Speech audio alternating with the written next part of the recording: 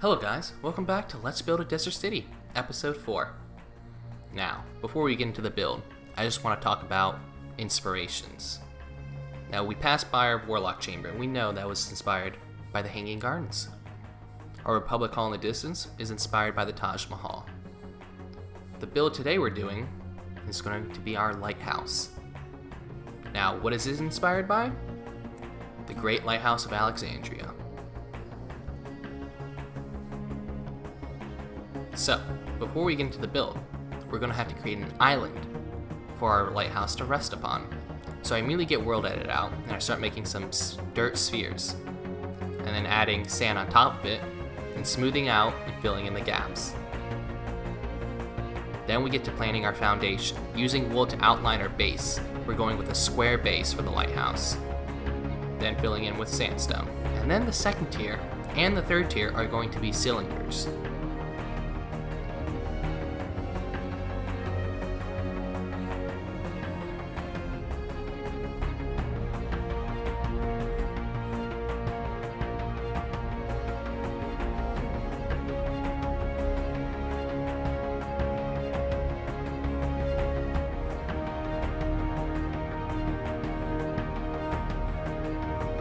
We start with the base tier, immediately keeping with the theme of the smooth sandstone being the border. We then carve in with these inverted columns, keeping with having the redstone in the center and adding detail to it. Then along the edges, we use sandstone stairs to help break it up a bit. Now, I've stated before that a smooth surface is always your enemy with creating a build.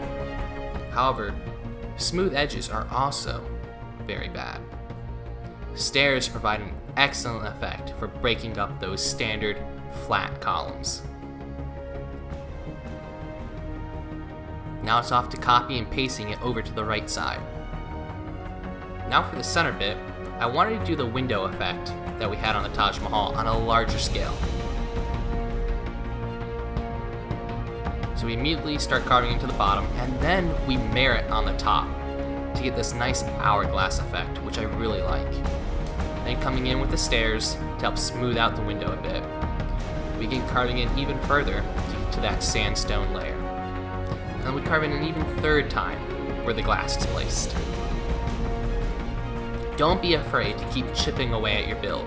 The more depth, the better. Then I came in with these wooden fence posts, and I really like the effect. Now time to mirror it up on the top. We're closer up now, so you get to see the detail much better. I see myself just chipping away at there. Don't be afraid to chip in.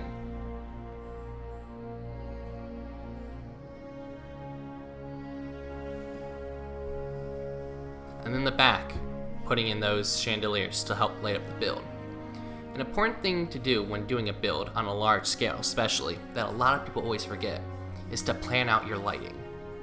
If you don't plan out in advance, your lighting is going to be put in awkward positions, and it's going to bring down the build overall. That's why when you're initially doing the building, you should put your lighting in.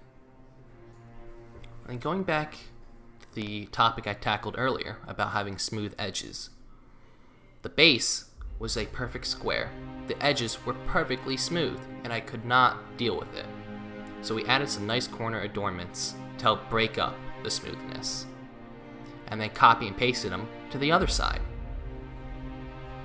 And then we move on to the second tier of the tower. Now, this tower is based off of the Great Lighthouse of Alexandria, and Alexander was a Greek. So I thought maybe I should include some Greek elements into my build. So if anybody's familiar with the Parthenon had plenty of columns, so many throughout its build. And so I thought I would incorporate some columns into my own. So we chip away at our base there, and we start installing these columns, the same ones we had in our Republic Hall and the Warlock Chamber. So the pattern we're going to go for on this second tier is we're going to have columns on the bottom, then the middle part of the tower is going to be normal, and the top part is going to have that same column effect, but they're going to be a lot shorter than the base one. So something I haven't really mentioned in my previous builds was this effect I'm doing right here. with 2 smooth sandstone and a normal sandstone layer in between it.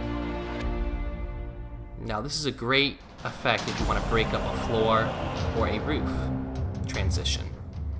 The middle part of this sandwich, you can add in stairs to help break up the effect, and behind that you put a different layer of maybe red sandstone or glowstone to add lighting to it.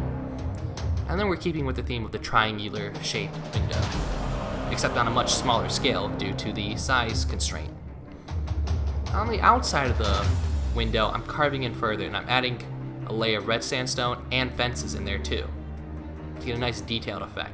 And look how many stairs are in that part. So many. Stairs are your best friend when it comes to detailing. Now we're getting to the third part of our second tier. Once again, we're going to carve in to the base and install our columns.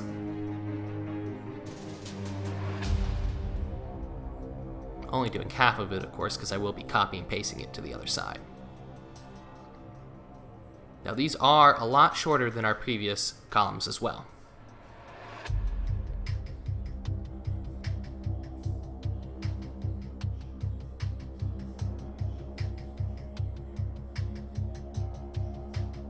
And once again, I repeat that same effect I had before, the sandstone sandwich again.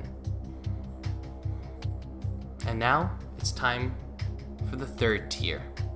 There's going to be a much smaller column, and our flame is going to rest on there. That's going to be illuminating the night sky, or stormy nights, for any sailors trying to make the voyage. Now, because this tier is a lot smaller than our previous tier, we won't be able to do the same window effect that we've been doing on all the other tiers. So instead, I opted just to red sandstone in there. Now as you can see, I'm using a different design tactic there too. I'm using these support branches to help support the roof. So now it's time to decide what type of roof are we going to have, red sandstone or normal sandstone. I did offer the red sandstone because there was just too much normal sandstone in our build already. Then it was time to refer to the Minecraft circles diagram to get a round shaped roof. Each layer I did, I referred back to the circle diagram to make sure I was getting a proper circle.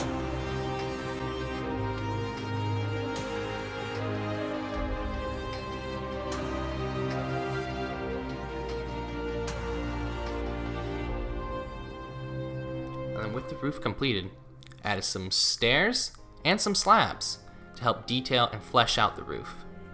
And then I realized, wait, where's our flame? Where's our light gonna go? So I had to raise the roof. I installed columns in, the same ones we've had throughout the build, to help support our roof. And then I realized, oh, our floor is only 1 block. So once again, I had to come in with World Edit, cut and paste our roof even higher. So needless to say, throughout this build, I was raising the roof. Insert bad pun.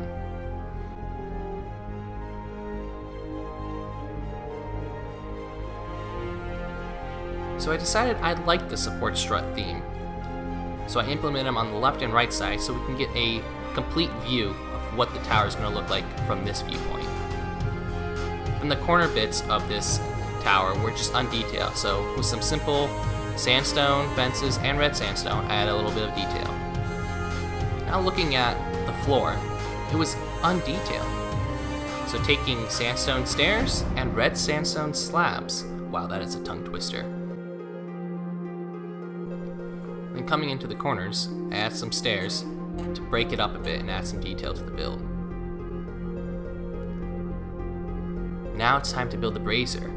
It was a simple design, with the corners being crowned a bit higher, and I had to cut out me installing netherrack and lighting it up because it lagged my client too much. And as we pan by our Republic Hall, you can see our lighthouse in the distance. The pillar effect lets you see the sky behind it. It really adds depth to our build. Now, with this build complete, I think it does dwarf our obelisk a bit. So in a later episode, we might have to come back and beef it up a bit so it can rival this lighthouse.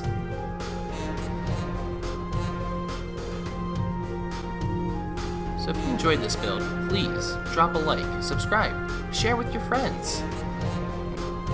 Tune in next time for another amazing build. As for what we'll be building, Not sure, but it's gonna be cool. And that's it. Bye then.